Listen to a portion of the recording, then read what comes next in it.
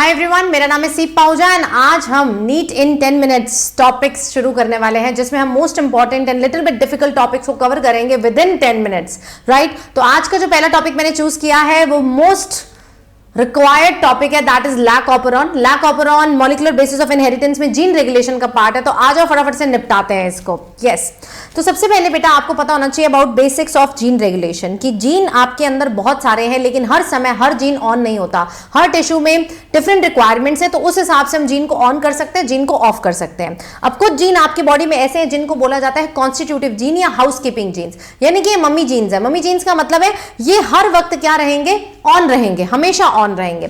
और कुछ जीन्स आपके पास होंगे जिनको हम बोलते हैं नॉन कॉन्स्टिट्यूटिव जीन। इसका मतलब है इनके पास लग्जरी है, जरूरत पड़ी तो इनको ऑन कर देंगे, जरूरत नहीं पड़ी तो इनको क्या कर देंगे, ऑफ कर देंगे।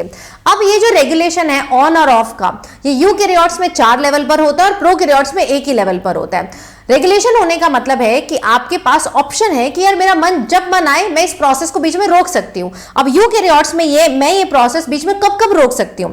देखिए, सबसे पहले यूकैरियोट्स में ट्रांसक्रिप्शन हुई, डीएनए टू एमआरएनए बना। इस ट्रांसक्रिप्शन के बाद आप इसको रोक सकते हो प्रोटीन बनाने से, कि आगे के स्टेप नहीं करे, चलो प्रोटीन बनाने से रोक देते हैं। चलो मान लीजिए आपने यहां नहीं रोका, आपने अगला स्टेप कर लिया। अगला स्टेप है पोस्ट ट्रांसक्रिप्शनल मॉडिफिकेशन, आपने स्प्लाइसिंग, कैपिंग, टेलिंग कर दी। उसके बाद भी आपके पास ऑप्शन आता है कि यार अभी ऑफ करते हैं, अभी ऑन नहीं करने देते, क्योंकि जब तक ये चारों स्टेप नहीं होंगे जीन ऑन नहीं होगा। तो इसके बाद भी आपके पास ऑप्शन है जीन को रेगुलेट करने का, ऑफ करने का। देन मान लीजिए आपने ये कर दिया, उसके बाद आपने इस मॉडिफाइड एमआरएनए को उठाकर न्यूक्लियस से कहां ले आए, साइटोप्लाज्म तक ले आए। देखो, अगर नहीं लाओगे तो यहां पर भी प्रोसेस ऑफ हो सकता है, लेकिन अगर तुम एक लेवल पर आगे ले आए हो तो यानी कि 3 स्टेप तुम्हारे हो गए हैं, अभी भी तुम्हारे पास चांस है इसको ऑफ करने का। एंड आखिरी लेवल आता है कि आपके पास आ चुका है, आप ट्रांसलेट मत कराइए, यहां पर भी ऑफ हो सकता है। यानी कि regulation in eukaryotes is done at 4 important levels. ये इंपॉर्टेंट लेवल है, आप किसी भी लेवल पर आकर जीन को ऑन या फिर यहां पर ऑफ बंद कर सकते हो, ठीक है। अब अगर प्रोकैरियोट की बात करें, यहां पर तो जो ट्रांसक्रिप्शन और ट्रांसलेशन है वो कपल्ड है ना, क्योंकि कोई मॉडिफिकेशन होनी नहीं है। जैसे मेरे पास एमआरएनए बना, वहीं से हमारे पास क्या बनने लगता है, प्रोटीन बनने लगता है, वहीं से हमारी ट्रांसलेशन शुरू होने लगती है। तो यहां पर ये जो प्रोसेस है ये कपल्ड है। यहां पर सिर्फ एक ही लेवल पर तुम रोक सकते हो इसको, और वो लेवल कौन सा है, ट्रांसक्रिप्शन का लेवल है, ठीक है जी। तो पहली बात ये हो गई। नेक्स्ट चीज आती है आपकी कि प्रोकैरियोट में अगर ये मुझे रेगुलेशन करानी है तो मैं किस मॉडल से कराऊंगी, यूकैरियोट में अगर मुझे करानी है तो किस मॉडल से कराऊंगी। देखिए, यूकैरियोट में रेगुलेशन के लिए we have Britten and Davidson model, जो आपके एनसीईआरटी में नहीं दिए हुए, तो हम इसको डिस्कस नहीं करेंगे। प्रोकैरियोट में जीन रेगुलेशन यानी कि ऑन एंड ऑफ करने के लिए हमारे पास एक मॉडल है जिसका नाम है operon model, which is given by Jacob and Monod, ठीक है। तो आज हम क्या डिस्कस करने वाले हैं, इसी ऑपरॉन मॉडल को डिस्कस करने वाले हैं। देखिए, ऑपरॉन मॉडल को समझने के लिए आपको एक सीक्वेंस ऑफ डीएनए को समझना पड़ेगा जिसको बोलते हैं ऑपरॉन। ऑपरॉन एक ऐसा सीक्वेंस है जिसके पास आपकी 4 चीजें होंगी। पहला प्रोमोटर होगा, ठीक है। प्रोमोटर वो हिस्सा होता है जहां पे आरएनए पॉलीमरेज जुड़ता है। देन आपके पास होगा रेगुलेटर। रेगुलेटर बेटा एक ऐसा हिस्सा है जो एक प्रोटीन बनाएगा। वो प्रोटीन किससे जाके जुड़ेगा, ऑपरेटर से जुड़ेगा, ठीक है। किससे जाके जुड़ेगा, ऑपरेटर से जुड़ेगा। नेक्स्ट आता है आपके पास स्ट्रक्चरल जीन, जिस स्ट्रक्चरल जीन को हमने ऑन या फिर ऑफ करना है। बहुत सारे मॉडल्स हैं आपके ऑपरॉन में, लैक ऑपरॉन है, राबिनोज ऑपरॉन है, ट्रिप्टोफैन ऑपरॉन है, लेकिन डिटेल में आपके एनसीईआरटी में कौन सा दिया हुआ है, लैक ऑपरॉन ही दिया हुआ है। यहां पर लैक का मतलब क्या है, लैक का मतलब है लैक्टोस।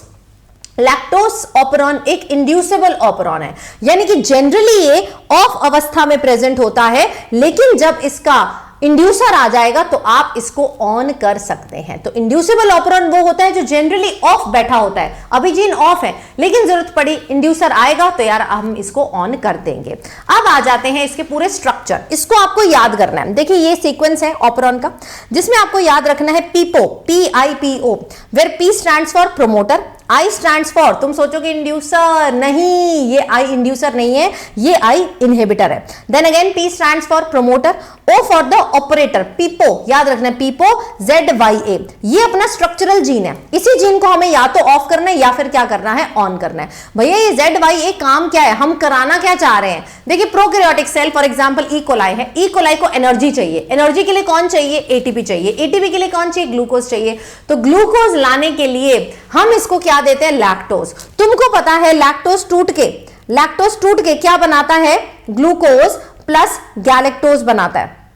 गैलेक्टोज बनाता है। तो बेसिकली इस मॉडल के द्वारा हम इस लैक्टोज को अच्छे से तोड़ रहे हैं, अंदर एंट्री दिलवा रहे हैं ताकि ग्लूकोज बने और एनर्जी आए। ये काम हम लोग करना चाहते हैं, ये काम हम लोग करना चाहते हैं। अब मान लीजिए सिस्टम में कोई लैक्टोज नहीं है, कोई लैक्टोज नहीं है ई कोलाई के आसपास, तो भैया एनर्जी क्यों लगाएं, क्यों इनको एक्टिवेट करें? ये तो इसीलिए एक्टिवेट कर रहे थे ताकि भैया लैक्टोज टूटेगा, ग्लूकोज निकलेगी, एनर्जी बनेगी। जब लैक्टोज ही नहीं है तो तोड़ने का काम क्यों करना है? यानी कि अभी सिस्टम में मेरे पास लैक्टोज नहीं है तो क्या होगा? देखिए ये जो आई वाला जीन है ये एक मम्मी जीन है, यानी कि ये एक हाउसकीपिंग जीन है, हमेशा ऑन रहता है, इसने तो काम करना ही करना है। तो आरएनए पॉलीमरेज आए, इस प्रमोटर से बेटा जी आके जुड़े, इन्होंने क्या कराया, इससे एमआरएनए बनवाया। अब ये इनहिबिटर वाले ने एक एमआरएनए बनाया, इस एमआरएनए ने क्या बना लिया, प्रोटीन बना लिया। इस प्रोटीन का नाम है रिप्रेसर प्रोटीन। इस प्रोटीन का क्या नाम है, रिप्रेसर प्रोटीन। इस प्रोटीन के पास साइट है किससे जुड़ने की, ऑपरेटर से जुड़ने की। तो भाई ये प्रोटीन तो बनता ही रहेगा, हमेशा ऑन वाला सिस्टम है ये। तो ये प्रोटीन जुड़ा ऑपरेटर से। अब जब ये ऑपरेटर से जुड़ जाएगा तो आरएनए पॉलीमरेज जो इस प्रमोटर से आगे जाना चाहते थे, ZYA से एमआरएनए बनाना चाहते थे, वो नहीं बना पाएंगे क्योंकि बीच में रुकावट आ गई ना। ये रिप्रेसर जाके ओ से जुड़ गया, बीच में रुकावट आ गई आरएनए पॉलीमरेज के लिए, तो यार ये एक्सप्रेस नहीं कर पाएगा। यानी कि जब सिस्टम में लैक्टोज नहीं है, जब सिस्टम में बेटा जी लैक्टोज नहीं है, उस केस में ये रिप्रेसर जाके ऑपरेटर से जुड़ता है और इसको एक्सप्रेस नहीं होने देता है। यानी कि इस केस में ऑपरेंड क्या रहेगा, ऑफ रहेगा, स्विच ऑफ रहेगा in the absence of lactose, क्योंकि वैसे जरूरत भी नहीं है यार, सोचा जाए तो जरूरत भी नहीं है। नेक्स्ट आ जाते हैं सेल के बाहर, ई कोलाई के बाहर क्या है, लैक्टोज प्रेजेंट है, तो भैया काम कराना पड़ेगा, एनर्जी मिलने वाली है। उसके लिए क्या होगा, अगेन आई जीन तो एक्सप्रेस करेगा ही करेगा, क्यों, क्योंकि ये तो मम्मी जीन है, ये तो हाउसकीपिंग जीन है, इसने तो प्रोटीन बनाना ही बनाना है। तो इसने बेटा एमआरएनए बनाया, प्रोटीन बनाया, ये रिप्रेसर प्रोटीन बना के बैठ गया। लेकिन मैंने तुम्हें बताया सिस्टम में कौन है, लैक्टोज है। अब यार इस प्रोटीन के पास एक लैक्टोज की भी साइट है, लैक्टोज इससे जाके जुड़ गया।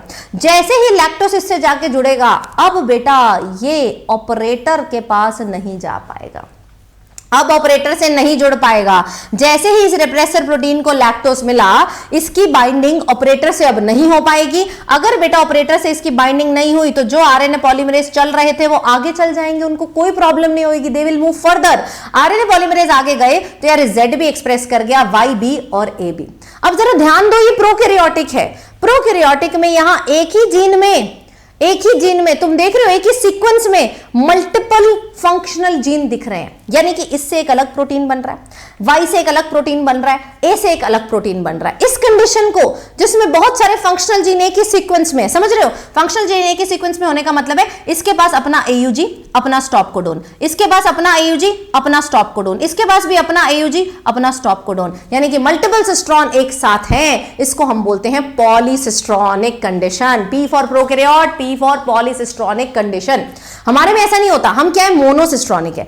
ये कैसे है, पॉलीसिस्ट्रॉनिक है। और यार ये प्रोकैरियोट है, इतना कॉम्प्लेक्स इसको कर भी नहीं सकते कि हर जीन का हम अलग से प्रमोटर, अलग से स्टॉप कोडोन लगा रहे हैं, ऐसा नहीं कर सकते। तो ये जो कंडीशन है पॉलीसिस्ट्रॉनिक है, यानी कि यहां से अब बनेगा अपना पॉलीसिस्ट्रॉनिक एमआरएनए, इसके साथ जुड़ेंगे अपने राइबोसोम। जब प्रोकैरियोट में एमआरएनए में राइबोसोम जुड़ जाते हैं उसको क्या बोलते हैं, पॉलीराइबोसोम या पॉलीसोम बोलते हैं। और यहां से इंडिविजुअल प्रोटीन बनेगा। Z से कौन सा प्रोटीन बनता है, Y से क्या बनता है और A से क्या बनता है। देखिए Z से प्रोटीन बनता है बीटा गैलेक्टोसिडेज एंजाइम है, जो कि क्या करता है, लैक्टोज को तोड़ता है। ठीक है, लैक्टोज को तोड़ेगा, ग्लूकोज गैलेक्टोज बनेगा। Then Y is responsible for forming permease. Permease क्या करता है, परमिशन देता है लैक्टोज को अंदर आने की। अब तुम बोलो मैम लैक्टोज के आने पर ऑपरॉन ऑन हुआ था, अभी हमने किया, तो फिर परमीएज तो बाद में बन रहा है, बाद में लैक्टोज आनी चाहिए, पहले कैसे ऑपरॉन ऑन कर लिया। देखिए ये मॉडल ना थोड़ा सा लीकी मॉडल है, थोड़ा सा परमीएज पहले से प्रेजेंट होता है, जिसकी वजह से little bit lactose can enter inside. और A is responsible for transacetylase, जो कि क्या करता है, बीटा गैलेक्टोसिडेज को, गैलेक्टोसाइड्स को एक्टिवेट करता है।